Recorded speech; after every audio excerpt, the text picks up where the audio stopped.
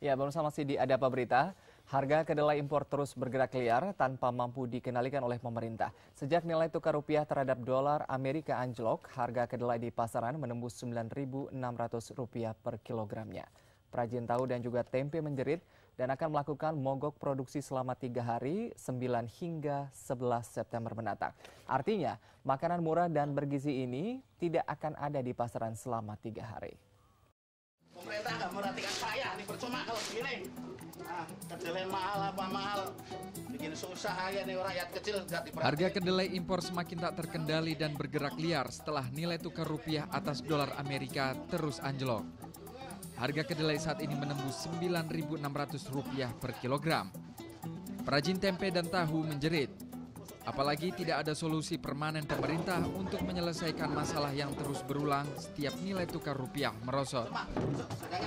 Gabungan Koperasi Produsen Tempe dan Tahu Indonesia, Gakoptindo, membuat surat pernyataan yang mengumumkan akan melakukan mogok produksi nasional selama 3 hari, 9 hingga 11 September mendatang. Artinya, selama 3 hari makanan murah dan bergizi itu tidak akan ditemui di pasaran. Gabungan Koperasi Produsen Tempe dan Tahu Indonesia membandingkan ketika harga kedelai mencapai Rp8.000 2008 lalu, perajin tempe dan tahu sudah sangat terpukul. Mereka pun melakukan mogok produksi dan unjuk rasa besar-besaran di Jakarta. Sebelum memutuskan akan melakukan mogok produksi secara nasional, perajin tahu dan tempe telah mencoba bertahan, seperti yang dilakukan para perajin tempe dan tahu di Komplek Kopti, Kelurahan Semanan, Kalideres, Jakarta Barat. Kompleks Kopti merupakan salah satu industri rumahan tahu dan tempe berskala besar. Kini mereka bertahan dengan mengurangi produksi, memperkecil ukuran, dan menaikkan harga jual. Bila dalam sehari mereka biasanya memproduksi tempe sebanyak 1 kintal, namun saat ini mereka hanya mampu memproduksi 75 kg per hari karena mahalnya ongkos produksi. Pak, apakah betul Pak harga kedelai di pasaran ini mengalami kelangkaan saat ini Pak? Kalau kelangkaan sih kayaknya enggak, ya. Cuman harganya aja yang naik.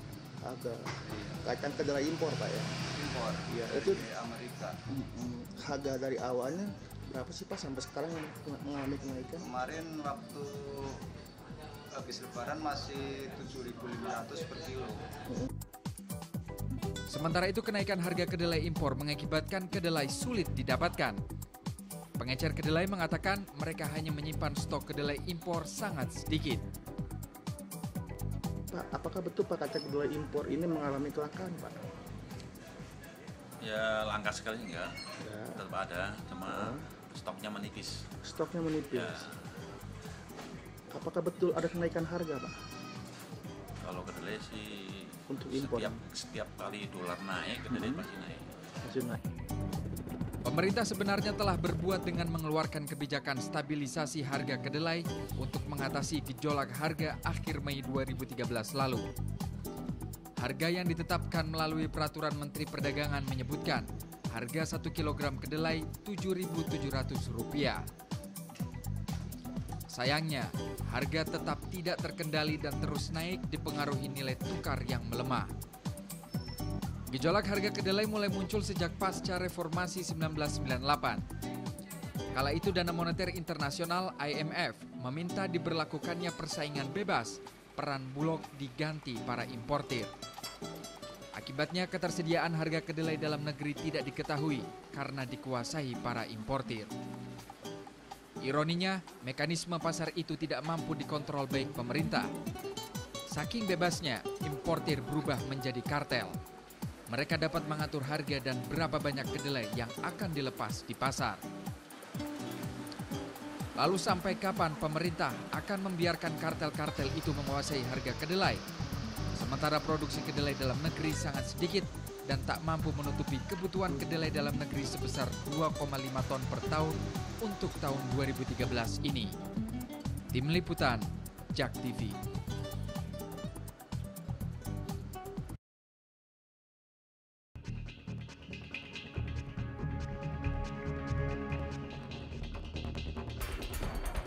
Pemerintah nggak merhatikan saya, ini percuma kalau begini.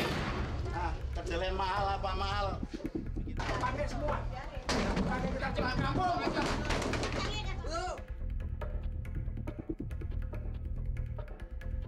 Bulog tidak ada fungsinya, Menteri Pertanian mana, Menteri Perdagangan mana. Iya, pemirsa, perajin tahu dan tempe menjerit bahkan mengancam akan melakukan aksi mogok produksi yaitu pada tanggal 9 hingga 11 September. Dan untuk membahas masalah ini bersama saya di studio sudah hadir sebelah kiri saya Bapak Firman Subagio, Wakil Ketua Komisi 4 DPR RI. Selamat malam Pak Firman. Selamat malam. Iya, kemudian juga di sini dari Puskoptib DKI Jakarta Asosiasi Perajin Tahu Tempe ya. Sudah hadir di sini Pak Soeharto. Selamat malam Pak Soeharto. Malam. Iya, pemirsa Anda juga bisa berbincang bersama kami di line telepon 0215155111. Pak Soeharto, ini terkait dengan ancaman mogok produksi begitu. Ini benar teman-teman dari Asosiasi Perajin Tahu Tempe akan melakukan aksi mogok produksi 9 sampai 11 September 3 hari begitu. Betul. Jadi bukan asosiasi tapi koperasi. Kooperasinya. Produsen tempe tahu Indonesia. Alasannya, Pak? Alasannya karena untuk mensiasati menaikkan harga jual tempe dan tahu. Yang kedua, selama ini pemerintah kan tidak peduli dengan nasibnya para perajin tempe dan tahu. Tahun ini ada peraturan Presiden nomor 32, itu pun juga tidak ada pelaksanakan. Karena di dalam Perpres itu menunjuk Bulog untuk pengamanan harga dan penyaluran kedelai, itu pun sampai sekarang belum ada realisasinya. Sebenarnya kalau dilihat dari stok kedelai di lapangan sendiri, sebenarnya stoknya ada atau di sini memang harga yang bergerak liar terus naik begitu? Kalau stok kita tidak tahu ya, karena kalau yang di tingkat pengecer kayak kopti-kopti kita tahu, itu paling punya stok hanya untuk 2 sampai 5 hari paling banyak. Tapi kalau yang di tingkat importer kita nggak tahu, karena itu kan memang haknya dia yang dia punya. Jadi apakah ada benar kedelai, apakah tidak kita nggak tahu. Yang tahu itu memang ada isu bahwa stok itu sudah menipis, akhirnya harga dinaikkan oleh para importer. Kalau dari importer atau distributor sendiri begitu ya, apakah mereka secara bebas mengeluarkan ke masyarakat gitu, ke perajin begitu, atau memang secara perlahan-lahan ditahan? Banyak yang bilang bahwa politik kartel di sini sudah mulai bermain ya, dilakukan oleh kelompok-kelompok importer tertentu. Itu dirasakankah oleh para perajin? Sebetulnya kalau perajin ini sudah merasakan dari tahun 2008 sebetulnya. Masih Pak Presiden itu season pertama itu kita sudah demo ke istana sampai ke DPR. Pasca reformasi ya? Iya, pasca reformasi itu. Tapi berkali-kali juga kita menyampaikan juga tidak ada tanggapan.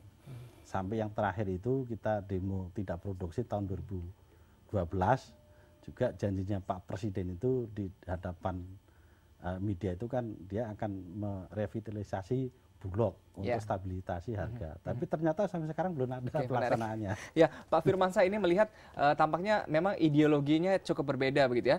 Karena tahun sebelum 98 sendiri ideologi swasembada yang diterapkan oleh pemerintah adalah swasembada yang memang mengelola sendiri begitu. Sementara sekarang swasembada fokusnya adalah mengenai ketersediaan. Tapi stok sendiri pemerintah ini tidak bisa memberikan jaminan stok begitu karena stok dan juga harga sepenuhnya diserahkan kepada mekanisme pasar.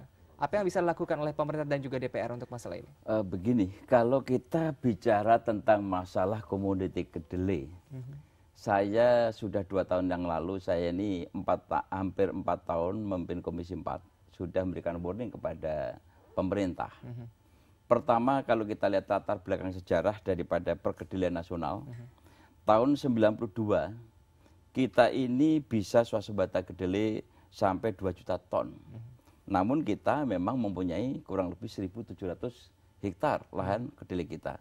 Hari ini kita itu punya 1,1 juta kepala keluarga yang notabene mereka itu adalah petani kedelai. Nah persoalannya adalah kenapa sekarang kedelai menjadi seperti sekarang ini? Pertama adalah ini konsekuensi daripada diberlakukannya pasar bebas. Sehingga Indonesia belum siap menghadapi itu dan kita tergerus dengan adanya liberalisasi perdagangan.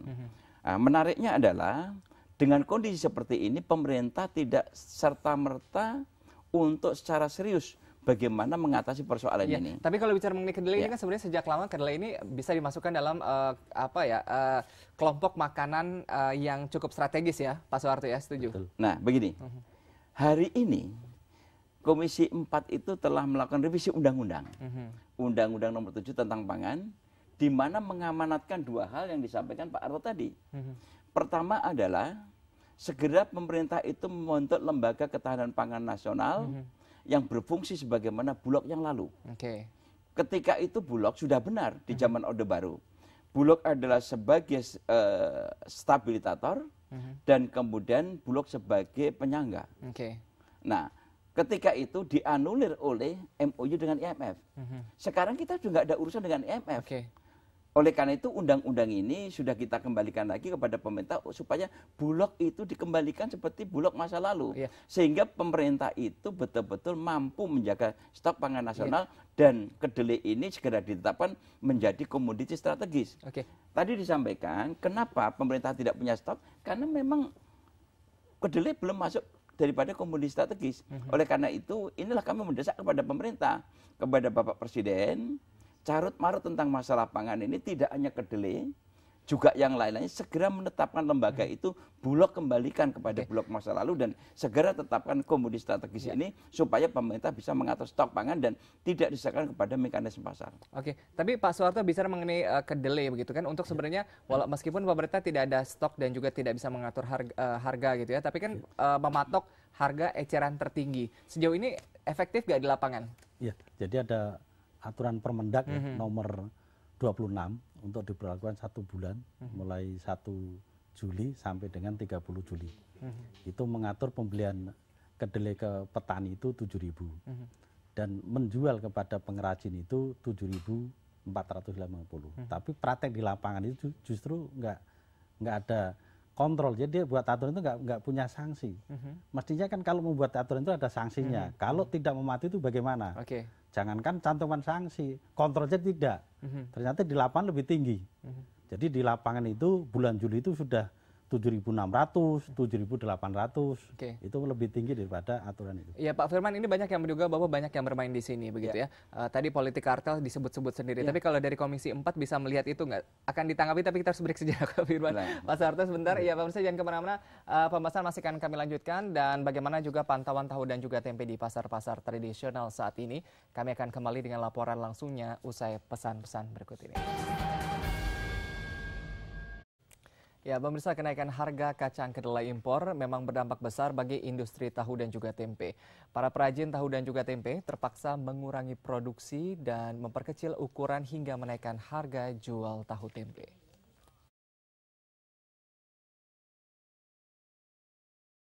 Kenaikan harga kacang kedelai tidak hanya berdampak bagi produsen tahu dan tempe, tetapi juga kepada pedagang serta konsumen.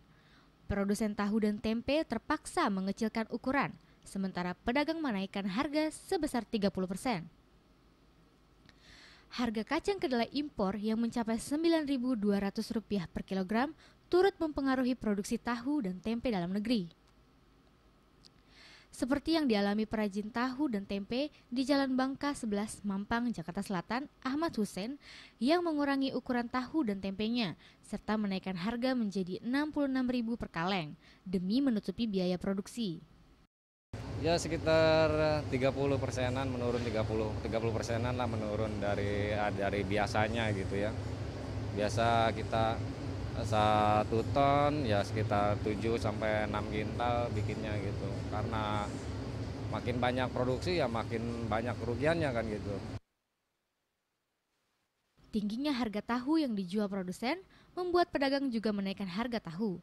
Misalnya Hasan, pedagang tahu di Pasar Santa Kebayoran Jakarta Selatan ini kini menjual tahu dengan harga Rp5.000 dari harga sebelumnya hanya Rp3.000 per buah.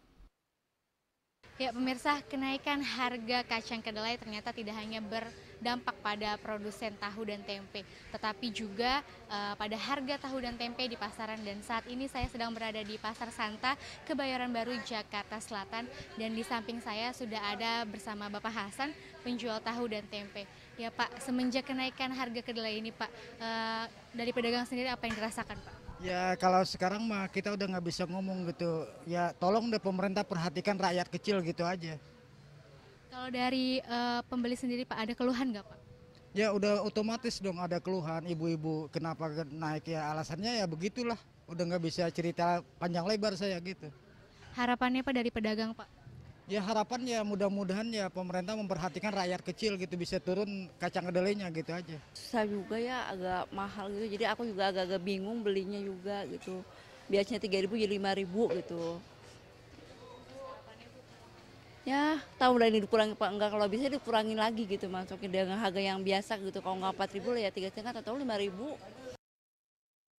Nur, salah satu pembeli, berharap harga tahu dan tempe dapat kembali normal agar menu makanan yang satu ini dapat bisa dibeli sebagai menu makanan pelengkap sehari-hari. Naiknya harga kacang kedelai tentu merugikan produsen, penjual, bahkan konsumen. Lalu apa langkah pemerintah selanjutnya untuk mengatasi hal ini? Meti Stefani, Darajat Kausar, JAK TV. Ya, kenaikan harga tahu di pasaran ternyata juga berdampak pada konsumsi tahu di rumah tangga. Para ibu rumah tangga umumnya mau tidak mau mengurangi konsumsi makanan dari kedelai ini. Kenaikan harga tahu dan tempe di pasaran yang kini mencapai 5-6 ribu per buah ternyata juga berdampak pada konsumsi tahu bagi warga. Salah satunya ibu rumah tangga di kawasan Mampang, Jakarta Selatan ini. Sebagai ibu rumah tangga, Pipit yang sehari-hari selalu menyajikan tahu sebagai menu makanan keluarganya, kini terpaksa mengurangi konsumsi tahu akibat naiknya harga jual tahu tempe di pasaran. Iya, berdampak sekali ya buat di sini semuanya. Biasanya kan saya menyajikan untuk keluarga banyak gitu ya, sekarang dikurangin Mbak gitu. Karena harga kedelainya naik, gimana ya? Pipit dan warga lainnya yang juga mengkonsumsi tahu dan tempe sebagai makanan sehari-hari berharap pemerintah dapat segera mengambil tindakan tegas untuk mengatasi masalah naiknya harga kacang kedelai yang berdampak pada naiknya harga jual tahu dan tempe. Meti Stefani, Darajat Kausar, JAK TV. Iya, pemirsa, kisruh kedelai pembahasan kami lanjutkan. Ini mungkin Pak Soeharto, ini kondisi ini banyak yang mengatakan bahwa setiap kondisi ada untung dan ruginya begitu. Dari kondisi ini yang rugi jelas ya kelihatan begitu. Tapi ada juga kah tanda kutip begitu ya yang diuntungkan dengan kondisi ini? Kalau kenaikan kedelai itu yang diuntungkan jelas yang punya kedelai. Yang punya kedelai siapa selama ini? Karena kan pemerintah nggak punya kedelai. Yang punya kedelai ya para importer kedelai dan pedagang kedelai yang besarnya. Itu yang terjadi begitu. Oke, sebenarnya ujungnya apa sih begitu ya? Karena kondisi ini sudah tahun ini 2013 sudah 2 kali terjadi begitu. Ujungnya apa? Kalau misalnya yang diuntungkan adalah importer begitu, apa yang diharapkan dari importer dari kondisi ini? Kalau harapan importer jelas mencari untung sebesar-besarnya kan itu ya. Tapi kalau perajin tempe dan tahu ini jelas dirugikan karena kita ini sebenarnya harga mahal itu nggak masalah kalau daya beli masyarakat itu mampu. Kembali kita ke situ. Tapi ternyata harga beli masyarakat itu belum mampu dengan kedelai standar sampai 9.000 lebih itu belum mampu. Jadi cuma untuk bertahan begitu ya Pak ya, ketimbang tutup usaha. Tapi mungkin Pak Firman, tadi apakah DPR Komisi 4 sudah melakukan pemanggilan terhadap Kementerian Perdagangan begitu melihat kondisi ini sudah kerap terjadi? Begini. Inilah persoalan yang sering kami hadapi karena Menteri Perdagangan ini bukan mitra kerja daripada Komisi 4. Namun kami pernah mengundang ketika terjadi kasus yang terkait dengan masalah daging, kami mengundang Dirjen Perdagangan. Sesungguhnya kalau tadi disampaikan tentang masalah carut marut perkedelaian nasional, itu sebetulnya sederhana sekali. Ini kan hukum ekonomi, supply demand. Para pelaku dagang sekarang ini, para importer ini sangat memahami betul regulasi yang ada di tanah air ini. Bahwa pemerintah itu tidak punya yang namanya tadi komoditas pangan pokok. Sehingga kedelai itu tidak di stok oleh negara, oleh pemerintah. Disitulah pedagang itu main. Celahnya ada di situ. Oleh karena itu ketika supply demand itu dikendalikan oleh mereka, ya, yang hari ini itu ada kurang lebih 8 atau 9 importer nah ini kan yang cuma ya sekitar segitu itu kan cukup sedikit begitu Pak. Artinya kalau memang mereka melakukan kesalahan begitu ya, kecurangan tanda kutip, ini kan bisa langsung di ciduk begitu ya. Itu kalau ada kemauan. Justru itulah yang selalu saya katakan kepada pemerintah, KPPU kemana kau? Mulai diusut itu. Kepolisian kemana kau? KPK kemana kau? Kemudian kejaksaan kemana kau? Kalau sekarang ini yang terjadi permainan kartel itu adalah sudah merupakan kejahatan ekonomi yang merugikan negara, merugikan rakyat. Itu udah hukum wajibnya. Aparat penegak hukum mulai terjun untuk melakukan penyelidikan dan penyidikan. Hari ini kan tidak ada. Siapa yang diuntungkan dengan tadi? Ketika supply demand itu dikendalikan oleh mereka, siapa yang terlibat? Tentunya pemerintah yang mengambil otoritas kebijakan. Kementerian Perdagangan. Ini perlu kita telusuri hari ini. Sering kami terang mengkritisi masalah ini di di Kementerian Perdagangan ketika kami mengundang Dirjen. Jawabannya tidak jelas kok. Sampai hari ini kalau kita bicara data Pak Harto tadi, saya memberikan apresiasi. Karena sesungguhnya kenapa kedelai ini tidak menarik, karena memang petani kalau bercocok tanam atau budidaya kedelai itu harganya tidak menarik. Saya memberikan perbandingan. Kalau petani itu menanam jagung, 1 hektar itu 6 ton bisa menghasilkan 18 juta. Tetapi kalau petani itu menanam kedelai, 1 hektar hanya 1,3 juta ton. Harganya 7.000 hanya berapa juta. Otomatis petani akan memilih menanam jagung. Oleh karena itu tadi, kalau undang-undang pangan ini sudah disahkan oleh DPR, pemerintah harus segera menindaklanjuti, membentuk lembaga ketahanan pangan, segera menentukan ditetapkan komoditas pangan pokok termasuk kedelai tadi. Pak Firman, ini menariknya kan kalau misalnya masih ada Bulog begitu ya, mungkin Bulog bisa mengguyur kedelai di pasaran begitu ya, karena memang pemerintah ada stok. Tapi sekarang tidak ada. Bulog sekarang ini bukan Bulog seperti zaman Orde Baru. Betul. Bulog sekarang ini adalah Perum, di mana Bulog itu adalah operator, di mana Bulog itu banyak dikendalikan. Menko Perekonomian mengendalikan, Menko Kesra mengendalikan, Kantor Wakil Presiden mengendalikan, kemudian Perdagangan mengendalikan, Pertanian mengendalikan. Oleh karena itu di dalam undang-undang yang direvisi oleh DPR ini adalah mengembalikan Bulog itu seperti Bulog masa lalu, sehingga Bulog itu diberikan otoritas penuh untuk menjadi stabilisator dan yang tadi bertanggung jawab terhadap stok pangan. Pak Soeharto ini langsung lihat di lapangan gitu ya, merasa bahwa sebagai masyarakat atau petani Indonesia begitu ya, perekonomian Indonesia tanda kutip digemboksi oleh pihak asing begitu. Betul, itu memang yang terjadi di lapangan begitu. Jadi kenapa petani itu tidak bergairah menanam kedelai? Karena nggak ada jaminan pasar dari pemerintah. Jadi setiap panen raya itu harga dijatuhkan dengan membanjirnya kedelai impor. Itu yang terjadi di lapangan. Iya. Kemudian apa yang harus dilakukan Pak Pemirsa ya? Karena perekonomian Indonesia ini sebagian besar dari hulu ke hilir ini hampir dikuasai oleh asing dan importir. Akan kami lanjutkan pembahasan, tapi kita harus break kembali. Tetap bersama kami di Ada Apa Berita.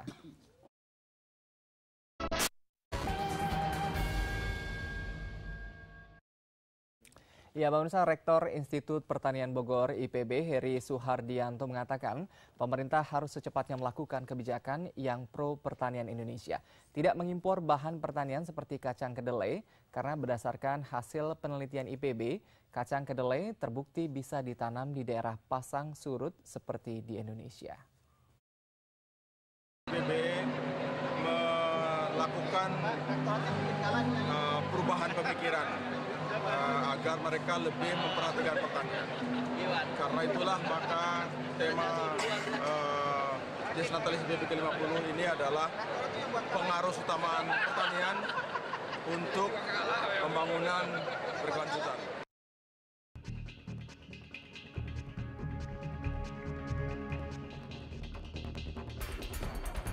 Pemerintah nggak merhatikan saya, ini percuma kalau begini. Nah, kedelai mahal apa mahal. Pakai semua. Pakai kita pulang kampung.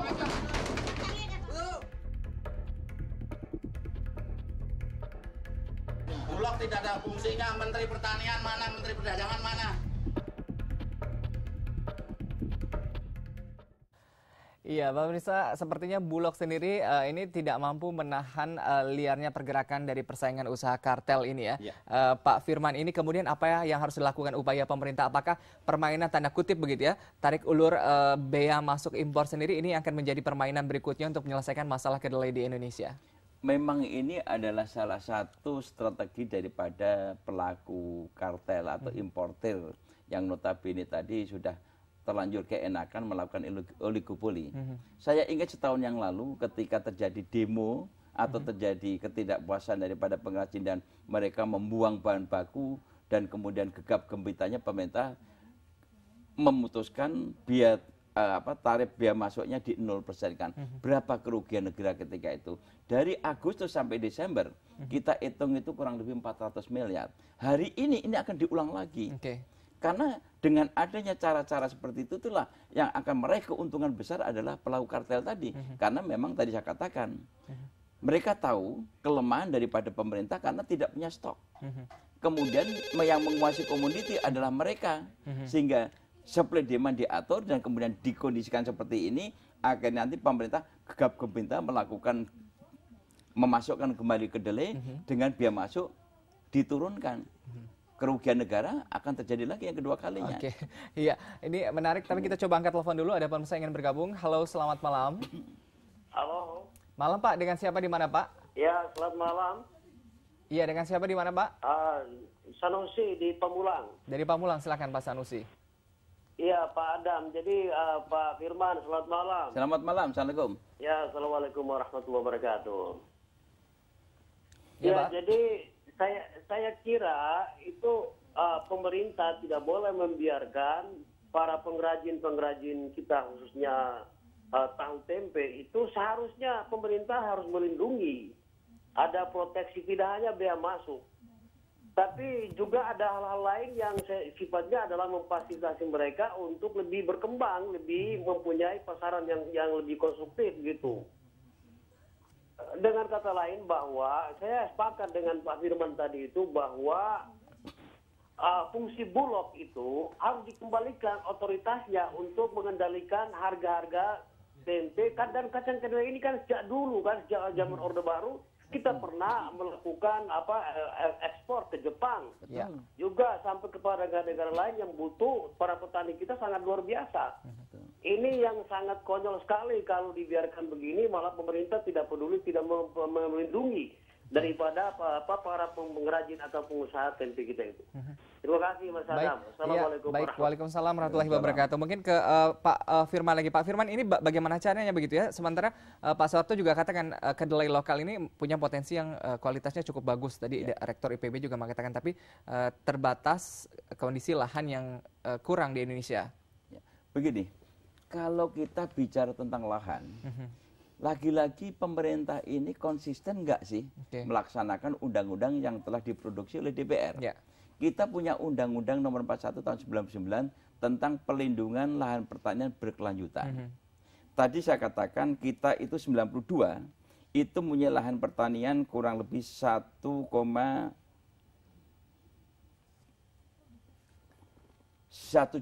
hektar. 1,7. Sekarang tinggal kurang lebih 600 hektar. Artinya ada lahan pertanian kita yang dikonversi untuk area lain. Kita punya undang-undang, namun undang-undang itu tidak pernah dijadikan rujukan untuk melakukan tindakan hukum kepada mereka yang melakukan ini. Nah, artinya kan pemerintah ada unsur pembiaran. Kalau seperti itu terus-menerus, maka mustahil kita akan bisa melakukan swasembada. Pak Ini ironis sekali. Ironis begitu ya. Kebutuhan kedelai kita tuh 2,4 juta ton begitu ya per tahunnya. Sementara produksi sendiri hanya sekitar 700 ribuan ton begitu. Ini jelas begitu ya. Artinya menutup rezeki dari para perajin, teman-teman perajin tahu tempe. Betul. Jadi gini ya, kalau saya mengusul kepada pemerintah, sebetulnya kedelai ini kan sudah menjadi kebutuhan hajat orang banyak. Mestinya setiap kebutuhan hajat orang banyak ini harus dikuasai pemerintah. Berani enggak pemerintah itu? Karena itu jelas dilindungi oleh Undang-Undang Dasar 1945 itu pasal 33 itu jelas. Tapi melihat tadi ini Bulog sendiri ini tidak mampu bertahan dengan persaingan kartel, politik kartel dari importir. Karena Bulog belum dikasih otoritas. Oleh karena itu tadi di dalam revisi undang-undang itu segeralah hari ini kalau perlu Bapak Presiden memanggil semua menteri terkait, segera bentuk lembaga itu. Hari ini juga tetapkan Bulog kasih otoritas, kasih tanggung jawab penuh. Karena Bulog adalah satu-satunya lembaga yang paling siap untuk melaksanakan itu. Sama sekali belum ada tanggapan dari Menteri Perdagangan. Belum ada. Oleh karena itu tolong saudara kita harus betul-betul merah putihnya kalau dia mau nyalon presiden, tanamkan merah putihnya di dadanya. mereka membuka keran impor selebar-lebarnya. Oke, ini menarik gitu ya, melihat memang Menteri Perdagangan kita agak sibuk juga tanda kutip gitu ya untuk nyapres ini. Tapi apa yang diharapkan begitu ya? Apakah jalan terakhir adalah melakukan mogok secara nasional begitu? Langkah selanjutnya akan dilakukan perajin tahu tempe? Ya, jadi rencananya untuk pertama ini kita lakukan mogok tidak produksi. Tapi kalau belum ada tindakan sama sekali di pemerintah, kita akan turun ke jalan. Itu yang direncanakan begitu. Oke, ya kita harapkan ini bisa segera didengar oleh pemerintah karena memang seharusnya pemerintah yang mampu menafkahi masyarakatnya begitu ya dengan tanah dan juga airnya untuk Indonesia. Pak Saruto, terima kasih. Kita tunggu langkah selanjutnya dari DPR Komisi 4. Pak Firman, terima kasih hadir di Hadapan Berita.